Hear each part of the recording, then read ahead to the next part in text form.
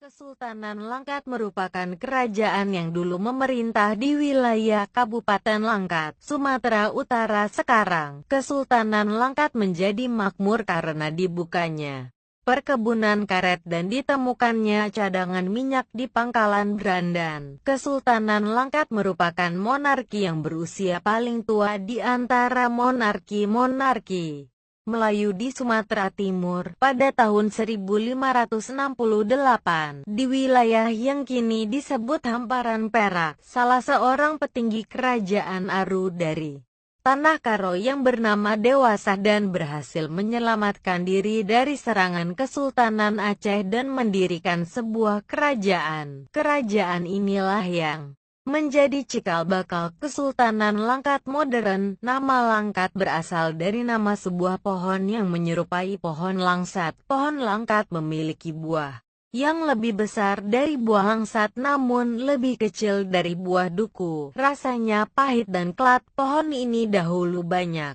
dijumpai di tepian Sungai Langkat, yakni di hilir Sungai Batang Serangan yang mengaliri kota Tanjung Pura. Hanya saja, pohon itu kini sudah punah. Pengganti Dewasah dan Dewa Sakti tewas dalam penyerangan yang kembali dilakukan oleh Kesultanan Aceh pada tahun 1612.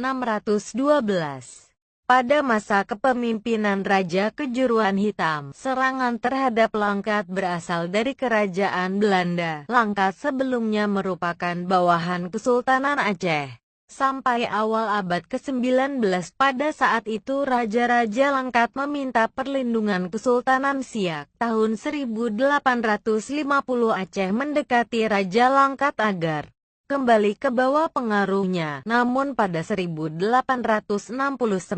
Langkat menandatangani perjanjian dengan Belanda dan Raja Langkat diakui sebagai Sultan pada tahun 1877. Pada masa pemerintahan Sultan Musa Al-Khalid Al-Mahadiyah Muazzam Shah, seorang administrator Belanda bernama Ailco-Zilker Johannes Groninger dari Delhi Matsecapij menemukan konsesi minyak bumi di Telaga Said, Pangkalan Brandan. Konsesi pertama eksploitasi minyak bumi diberikan oleh Sultan pada tahun 1883. 2 tahun kemudian, dilakukan pemroduksian pertama minyak bumi dari perut bumi. Pada tahun 1892 kilang minyak Royal Duchiang menjalankan usaha eksploitasi mulai melakukan produksi massal. Berkat ditemukannya ladang minyak tersebut, pihak Kesultanan Langkat menjadi kaya raya akibat pemberian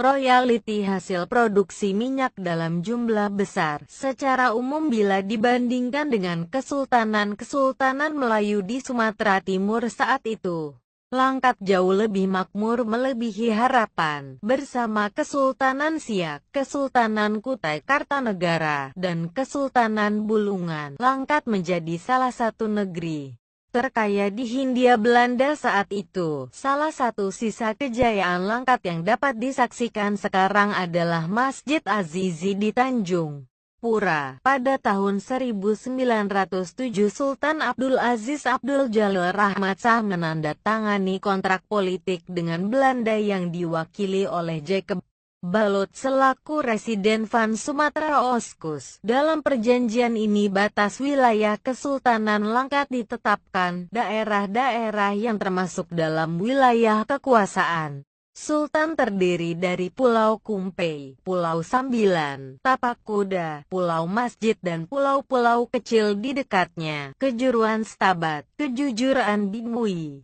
Kejuruan Selesai, Kejujuan Bahorok, daerah dari Datu Lepan, dan daerah dari Datu Besitang. Wilayah Langkat secara administratif dibagi menjadi 3 bagian. Terjadi perhelatan besar pada bulan November tahun 1926, di mana Sultan Ahmad Sulaimanuddin dari Kesultanan Bulungan di Kalimantan Utara meminang putri Sultan Abdul Aziz yaitu Putri Lailan Syafina oleh rakyat Langkat. Sultan Bulungan dikenal dengan nama Sultan Maulana Ahmad.